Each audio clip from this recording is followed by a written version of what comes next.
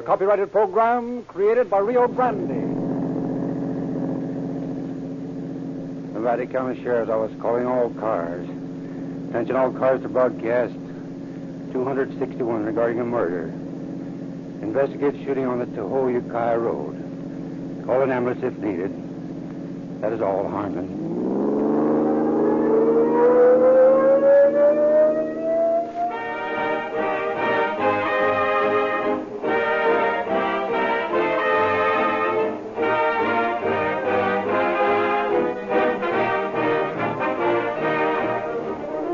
Friends of Calling All Cars, I've been talking about Rio Grande petroleum products once a week for several years.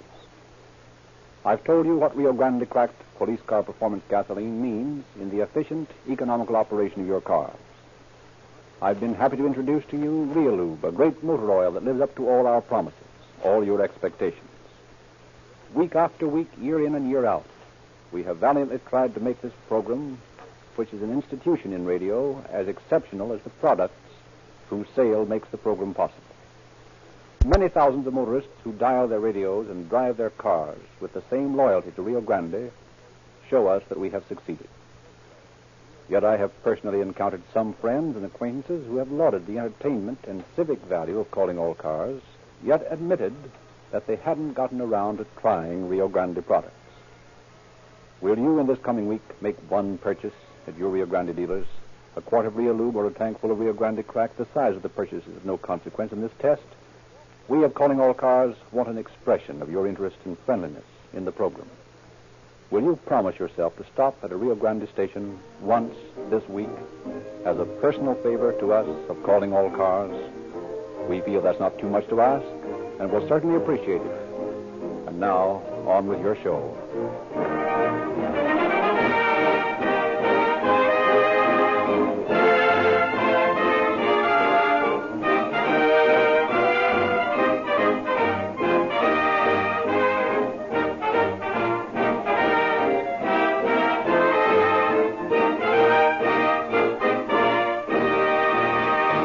The story we are to hear tonight has been taken from the confidential files of Sheriff Sgt Tobiason of Nevada County.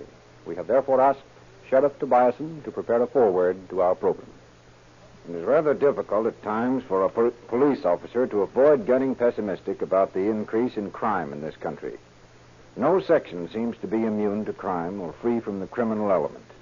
We have spent billions of dollars on crime prevention and the punishment of offenders, but we have not been able to definitely hammer into the mind of the criminal that he can't beat the game. How any sensible man can willfully and deliberately commit a crime and hope to get away with it is a mystery to me. Yet every day, thousands try it.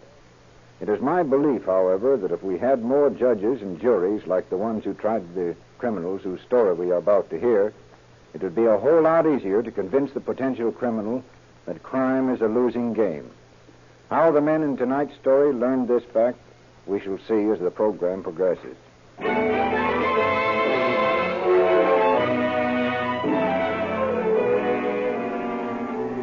Near midnight on January 11th, 1936, Christian Myers and his fiancée, Glennon Cape, were parked on the Tahoe Ukiah Highway discussing plans for their forthcoming marriage. Just think, Glennon. This time next month, we'll be Mr. and Mrs. Christian Myers. Mr. and Mrs. Christian Myers. Mrs. Glennon Myers. Sounds rather nice, doesn't it, Christian? Say, nice. Hey, that sounds perfect, honey. You sure you still don't want a big church wedding, dear? Of course not, darling. Oh, it would be nice, but that's not the important thing. The important thing is that we're to be married. Besides, you know, there's a lot of expense to a church wedding. Oh, gosh, honey, you're swell. I hope you'll always feel that way. No, don't worry. I will. Because you'll always be that way. Level-headed, far-seeing, thrifty. Ah, that's my girl. You know, honey, you're the kind of a girl that every boy dreams of meeting. Oh. Kiss me. Oh, you darling, you.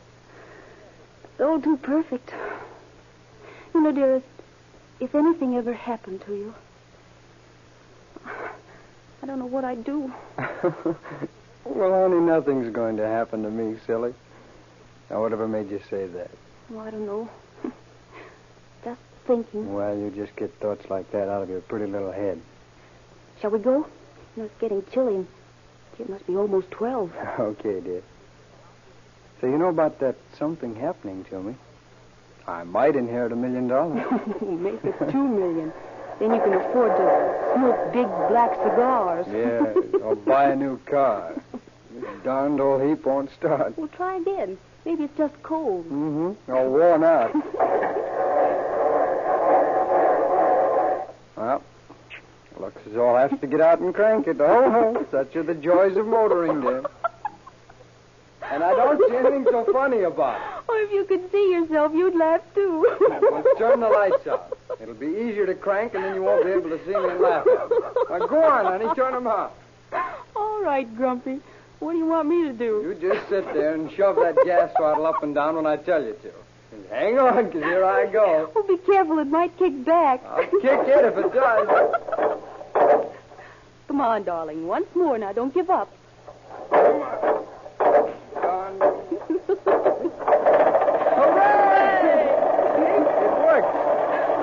Thought I couldn't do it, didn't you? Well, I'll admit there was minutes that I had my do. Come on, don't I get any reward? Sure. Oh, I'm so happy. Oh, you're not any happier than I am, John. Oh, honey, your hands are cold. Well, it's cold out here. Well, then hang on, because we're about to take off.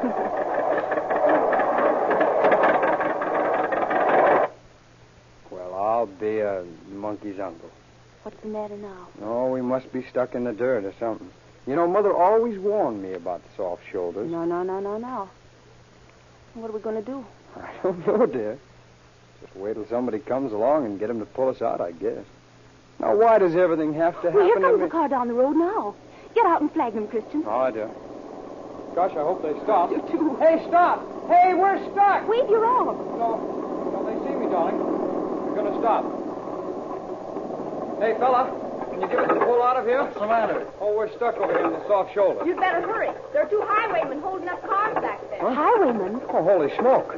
Hey, are they headed this way? Yeah. Hey, wait a minute. Our car, it won't start. Oh, my gosh, I forgot. Hey, come back here. Hey, my battery's dead.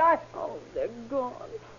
They didn't hear you. Now, never mind, darling. I can crank it. I'll do something. Don't get nervous. We'll get away in time. Oh, please hurry, Christian. Give it more gas on the wheel there. All right. Switch on. Yes, but try it again. I am. Christian, here comes the car. Look. Yeah, maybe it's not them. Now, you duck down until it passes, and I'll stand in back. Whoever it is, maybe they'll go on by. Oh, it's them, all right. Come on, let's run. No, wait, dear. Maybe they'll go on. No, it isn't too late yet. They've stopped the motor and coming back. Let's make a run for it. Okay, darling. Come on. They haven't seen us yet. Come on, we can hide over there. All right, I'm coming. Just a minute, you. I seen you get out of that car. Come back here, I'll fill you full of lead. Oh, I was just going over here for a minute. Yeah, well, you can just come back over here. Well, what do you want? If it's money you're after, Now, shut up. We'll get what we want. Look him over, kid. Sure. Don't even carry a wallet. Where do you keep your money? I haven't got any with me. No, well, I ought to Wait a minute. Who's over there? Come on out or I'll let you have it. Yes, sir.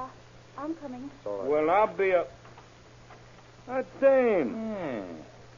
Hiya, cutie. Hey, listen, you two. Now, you leave her out of this, see? She hasn't got any money. Oh, no? Well, that's all right. Come here, Gertie. Well? Pretty, ain't she? Now, I'm warning you. You mugs keep away from her. You wanting who? You'll keep your mouth shut if you know what's good for you. Come here, kid. Hold the gun on this sap. Sure. No, for you, baby. Yeah. You know, you're too good looking to be wasting your time on a sap like this. Shut up. You think you can learn to like me? Don't you touch her, I'll... Listen to him. What's the matter, baby? You bashful? Come here. Come here. I said come here. I told you to leave her alone. Knock You him down. I'll let him have You it. can't get away with this. I'm going to Run away, honey. honey. To the police. Get away from that car. I'll blow your brains out. Look out, he's rushing you. Hey, what you doing? Oh, my God. Yeah. The minute you took your eyes off him, he let go of me and started for you. You murderer. You've killed him. So what? Trying to shove me around, Stop huh? it. Stop it. Look out, she's swinging a crane. Hey, cut that out. I'll kill you. Oh, yeah. There. Yeah, maybe that'll hold you. Yeah. Out without a sound. And that poor little fool. Toss her over the bank. Yeah. Say, what about the guy? Throw him over, too. He's already dead. Yeah, that's a good idea. They won't be found for a couple of days, and we'll be safe by then. Come on, give me a hand. Sure. Yeah, she's pretty, ain't she? Yeah. You know, I could have gone for her. Too bad she acted the way she did. Yeah, she's getting what's coming to her. You're telling me. You ready? Okay. All right. Here goes. Yeah. Better hurry. Somebody might come along. Yeah, take his feet. Come on, let's go. All right. Up you go. Say, this guy's heavy, ain't he? Yeah, he's a dead weight, huh? Huh? Oh, yeah. Dead weight. That's good. Poor sap, he ought to have more sense. Well, maybe he thought the gun wasn't loaded. Okay, toss him over. Look at them bunts, will you? Okay, come on, let's get going. It's getting cold. Yeah. Gosh, they sure caused us a lot of trouble and for nothing. Yeah. Say, wait a minute. Maybe we better shove the car over, too. It's a good idea. No use leaving any evidence around, huh, Monty? Nah. Nothing but a pile of junk anyway. Come on, push. That's worse than a truck. Stop your talking and shove, will you? I'm moving. I'm shoving. Hey, look out. You're steering right into a tree. Yeah, well, let's stop it. I can't stop it. I think you go nuts. That's a fine kettle of fish. Well, it won't hurt to leave it there. Come on. Okay. But it would have been better if we gotten the car out of the way, too. Quit worrying. You're worse than an old lady. Button your lip, will you? Come on, get in. Get in. You gonna drive, Monty? What do you think? Yeah, where we going now? I don't know. Let's go get something to eat. I'm hungry. Hey? Yeah, it's a good idea. You know, exercise makes me hungry, too.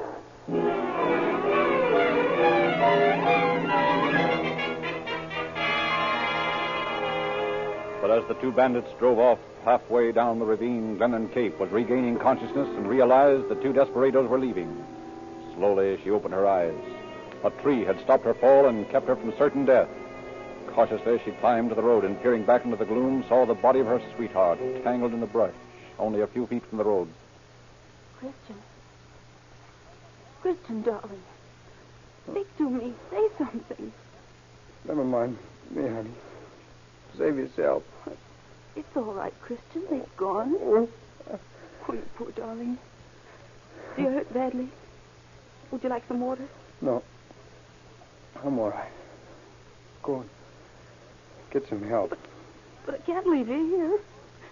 No, don't cry, honey. I'm all right. Only please hurry, dear. I'll hurry, darling. I'll run all the way. Here. Put this coat under your head. Thanks, darling. Now I'm going to sleep. Oh, Christian. Oh, Christian. Please don't leave me. Please don't.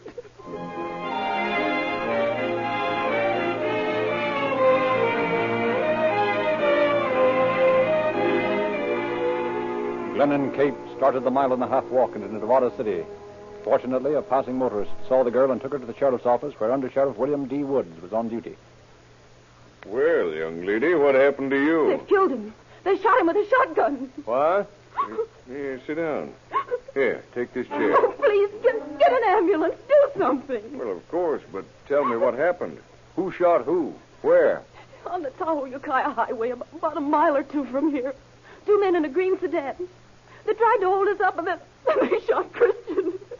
He's dying, I tell you. Let me smell your breath, young lady.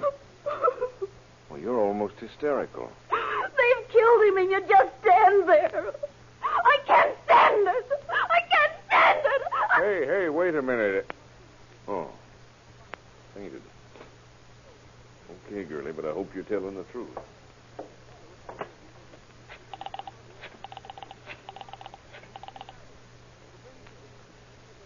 Hello, Doc. This is Woods down at the sheriff's office. I think there's been a murder. I'm sending the ambulance out. You better go along. Yeah, the Tahoe Ukiah Highway, about a mile or two out of town. Okay. Hello, Jack. Take a run out the Tahoe-Ukiah Highway and pick up a stiff. Idaho, there's a girl in here. Says somebody was murdered. How should I know? Yeah, the doc's on his way over. Okay. Well, then let's see what I can do for you, young lady.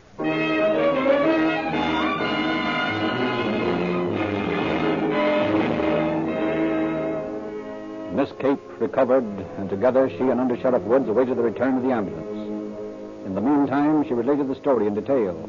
There were 2 points in particular that interested Woods. They drove a green sedan with the left fender bent badly, and the left side of the windshield was broken. I think the car was a Ford. Can you give me any kind of a description of the 2 men? No, not much. They both wore masks. One was a little taller than the other. The thing that impressed me most was their voices. Yeah? I'll never forget them. I can hear them now. I'll always hear them. They were grating, piercing, and rasping. They weren't human. Anything else? No, except behind their masks I could see their eyes. They were small like pig eyes, mean and hard. Well, that'll be enough for now.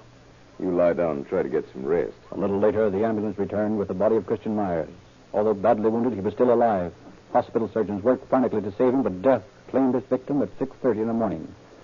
Lennon Cape returned to her home, while Under Sheriff Woods and Deputy Sheriff Larson drove to the lonely stretch of the highway where the grim drama of the night before had been enacted. This is the place. Jack said it was a mile and a half.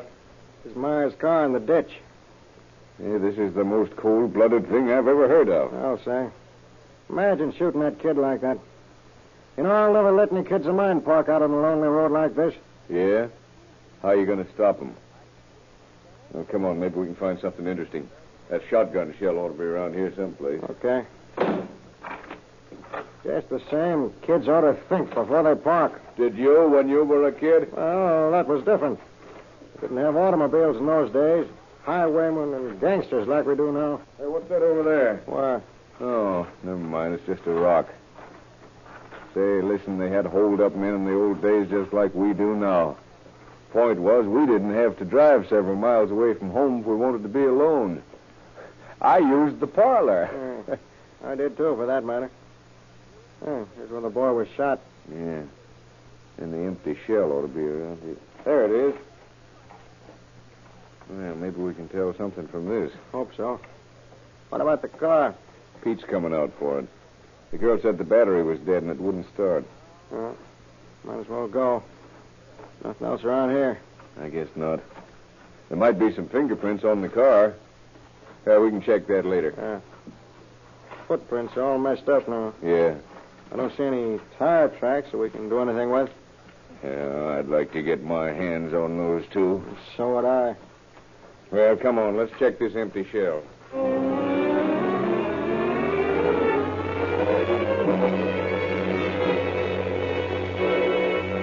Back at the sheriff's office, the empty shotgun shell was checked for the serial number, and it was found to have been sold by the Alpha Hardware Store in Grass Valley. However, the proprietor could give no further information. Sheriff Carl J. Tobiason was ill and confined to his bed, but news of the murder caused him to report for duty at once and personally direct the search. The Grass Valley Union, the local newspaper, printed the headline, 2 men wanted for murder. The following Monday afternoon, Sheriff Tobiason received a telephone call. Sheriff Tobiason? Yeah? Who's this? This is Mr. Nelson of the Zeebright Mine. I think maybe I got a lead on that murder case. Well, that's fine. What is it? Well, this morning 2 men came in here looking for a job.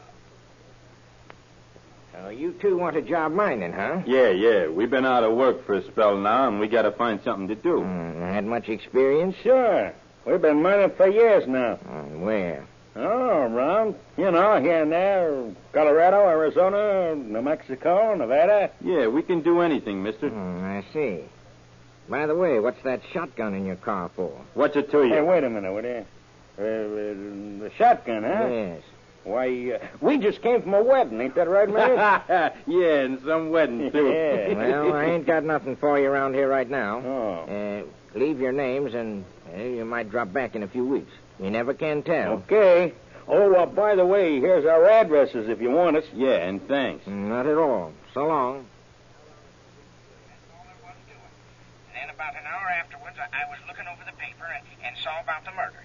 They was driving a 1928 green Ford sedan with a bent left front fender and the left side of the windshield broken. I'm sure it was them, all right. Well, it sure sounds like him. What address did they leave? It's 118 Murphy Street, Grass Valley. 118 Murphy Street, Grass Valley.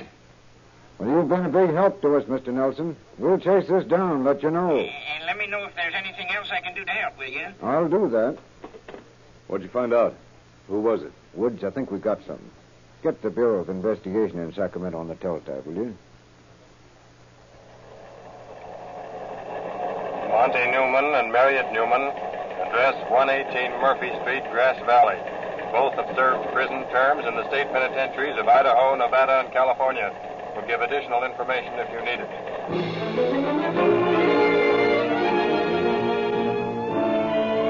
With this information, Sheriff Tobiason was certain he was on the trail of the right men, but it seemed too easy. Men who murder don't leave addresses where they can be found.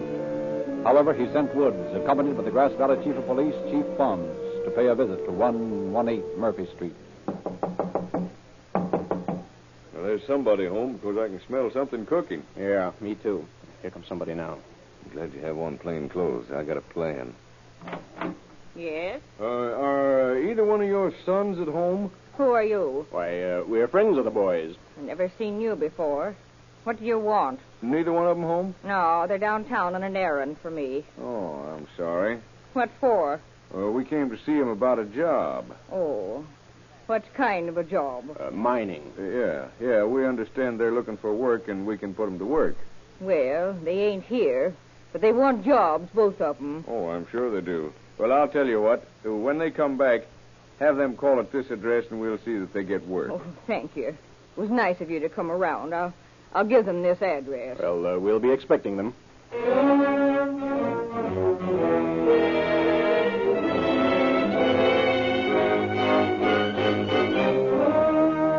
The officers waited, but as they expected, the two Newman brothers failed to put in an appearance. A thorough search was made of the house and car left in the garage, but unfortunately nothing of consequence was found. Although without sufficient evidence, Sheriff Tobiason asked for complaints charging them with murder and caused circulars to be printed and distributed from Canada to Mexico. Then in quick succession, reports came flying in. Sheriff Rayburn of Riverside County. We searched a house in Riverside that the Newman brothers occupied. They'd already left. Batavia, Arizona, reporting on the Newman brothers case. We're working for a contractor under aliases of Art Crocker and Mark Walden. Saw the pictures in a detective magazine and left town. Both men have altered their appearance. One has changed the color of his hair and the other has grown a mustache. Superior, Arizona, reporting on Newman brothers. Have sufficient reason to believe that Newman brothers are employed at the molybdenum mine at Climax, Colorado. And so in June 1936, Sheriff Tobiason sent word to Sheriff Charles E. Calvert of Leadville, Colorado, to investigate the last report. I've sent for them, Sheriff Calvert. They'll be in here in a minute. Thanks. Have a cigarette? No, thank you. No. Here they come now. You sent for us? I sent for you. You're wanted for murder. Murder? Say, what are you talking about? You got us all wrong, mister. We ain't murdered nobody. Hey, heck no, we wouldn't have harmed nothing. No, not even a fly. We'll see about that. Come on. I advise you to not try anything funny. You understand? Now, look, mister, you're making a big mistake. Yeah? Maybe you can explain why you left Grass Valley in such a big hurry. Oh, that. Yeah, go ahead. Why, Well, you see, me and my brother was out shooting deer with a flashlight, and we thought, because it wasn't the season, that was why the police was looking for us. Sure, that's it. That's why we left town. That's a good story. I imagine Sheriff Tobiason will get a big kick out of it. Now, come along.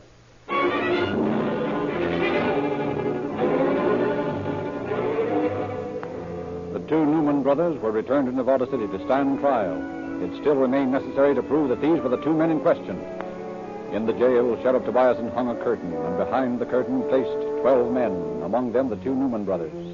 Then, giving each of the 12 men a few sentences to read, he asked Glennon Cape to witness the show-up. Now then, Miss Cape, I want you to just relax and listen. Close your eyes. What's all this for, Sheriff Tobiason? You'll understand in a few minutes. At least I hope you will. But what do you want me to do? Not a thing. Just sit and listen. I've arranged some of the prisoners behind that screen over there, and they're going to read some bits of philosophy. I just wanted you to be sure, that's all. Are the two men who murdered Christian back there? Answer me. Now, Miss Kate, just sit still. I'm about to start the show. All right, Woods, start 'em out. Okay. Number 1. We'll start reading. Crime does not pay. Next. A criminal never reaps the harvest of his gains. Next. Thou shalt not kill. That's him. That's one of the men who killed Christian. I'd know his voice anywhere. I'll kill him. Please, Miss Kate, stay in your seat. We'll all take care of him. But it's one of those men who were there. Yes, I understand. Go ahead, Woods. Number 4. Read your line. The way of a transgressor is hard. Next. Prison or death awaits the hardened criminal. Next. The wheels of justice never stop. Next. The wrongdoer is a menace to society. That's the other one. They're both behind that screen. Oh, Sheriff. There now, Miss Kate. I know how you feel. But we must be sure. Okay, Woods. Rearrange the prisoners and pull the curtain back. Okay. You see, Miss Kate, we have to be sure. It would be a terrible miscarriage of justice to try the wrong man. After all, murder is a serious crime. Yes. And a terrific loss to someone. There'll never be anyone like Christian. I understand. Are you all set, Woods? All set. Pull the... All set. Pull the... All set. Pull the curtains back. Curtains back. Curtains back. Now then, Miss Kate, see if you can pick out the two men whose voices you identified. I'd know their eyes any place. It's the 4th man and the 9th man. All right. The 4th man, repeat his line. The wrongdoer is a menace to society. The 9th man, repeat his line. Thou shalt not kill. Please, Sheriff Tobias, and may I go? I can't stand it any longer. Those are the two men. I'll never forget either of them. What are you talking about? You got us all wrong. Shut up, you two. Shut up. Larson, will you take Miss Kate out, please? Yes, sir. Oh, when the trial comes up, I'll have to ask you to testify. You will, won't you, Miss Kate? Oh, I'll do anything that'll keep those two horrible men in jail. Anything. Thank you. All right, Woods, take them out.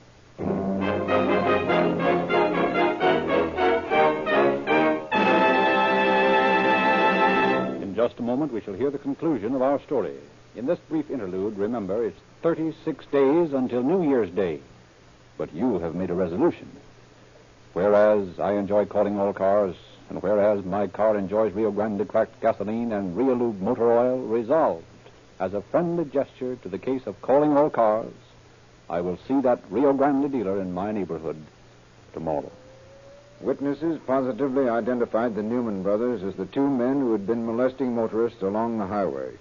The shotgun shells found at the scene of the crime were positively traced to the Newmans.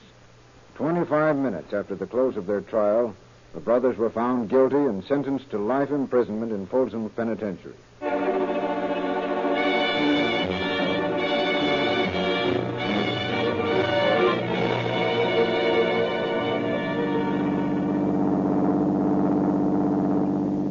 Nevada County Sheriff's Office calling all cars. Attention all cars to cancellation on broadcast 261 regarding a murder. Suspects in this case are now in custody. That is all. Armand.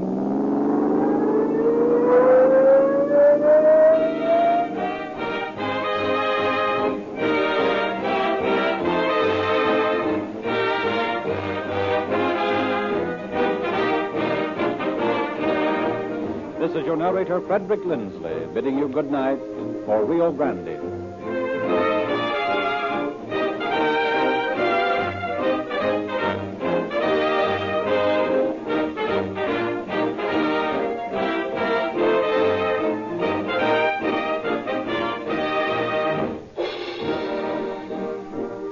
Next week at this time, Rio Grande will present The Case of the Blind Man's Block.